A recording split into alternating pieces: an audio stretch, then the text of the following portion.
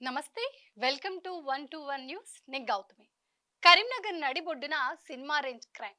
ఇంకా చెప్పాలంటే రంగా సినిమాలో బ్యాంక్ రాబరీని గుర్తు చేసిన సీన్. పట్టపగలు నగల షాప్లోకి వెళ్లి యజమానులను బెదిరించి దర్జాగా బంగారాన్ని దోచుకు వెళ్ళిపోయారు. ఈ మొత్తం సీన్లో ముగ్గురికి తీవ్ర గాయాలయ్యాయి. అధికార పక్షానికి ప్రతిపక్ష విమర్శలు, సినిమాకు ఏం తక్కువ కాదు అనిపించే ఘటన ఆదివారం చోటు చేసుకుంది. కరీంనగర్ పిఎంజి నగల దుకాణంలోకి ఐదుగురు దుండగులు కస్టమర్లా వచ్చారు. బైకుల పైన వచ్చిన వారు షాప్లోని సిబ్బందిని బెదిరించి బంగారాన్ని దోచుకువెళ్లారు. అడ్డుకున్న సిబ్బందిపై కాల్పులు కూడా జరిపారు. ఈ కాల్పుల్లో ముగ్గురు సిబ్బందికి తీవ్ర గాయాలయ్యాయి. గాయపడిన సిబ్బంది ప్రస్తుతం చికిత్స పొందుతున్నారు. ఘటనా స్థలానికి చేరుకున్న పోలీసులు విచారణ జరుపుతున్నారు. ఇప్పటికే పోలీసుల విచారణలో చాలా విషయాలు వెలుగులోకి వస్తున్నాయి.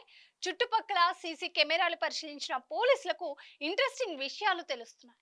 చోరీ చేసిన ఆభరణాలతో బయటకు వెళ్తున్న వ్యక్తి కింద పడిపోయిన దృశ్యాలు సీసీ కెమెరాలో గుర్తించారు పోలీసులు. ఈ సీన్ కూడా రంగ సినిమాలో ఉన్న సీన్ ను తలపిస్తుంది.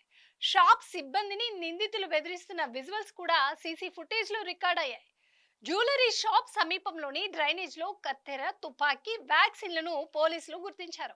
ఘటనా స్థలంలో కూడా పోలీసులకు బుల్లెట్లు దొరికాయి.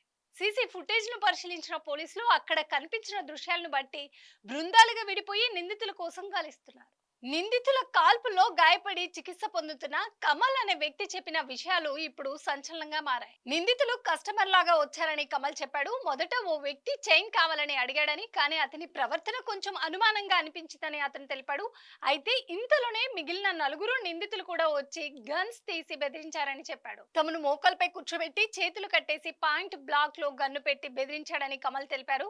అంటే వాళ్ళంతా పక్క ప్లాన్ తో వచ్చినట్టు తెలుస్తుంది. అంతేకాదు ఈ ఐదుగురు నిందితులు గనక షాప్ గురించి పూర్తిగా తెలిసిన వారు ఎవరైనా ఉన్నారా అని అనుమానాలు కూడా తలెత్తుతున్నాయి. పోలీసులు సేకరించిన వివరాలను బట్టి నిందితుల ఫోటోలను విడుదల చేశారు. వారి ఆచూకీ తెలిపిన వారికి ₹1,00,000 బహుమతి ఇస్తామని ప్రకటించారు.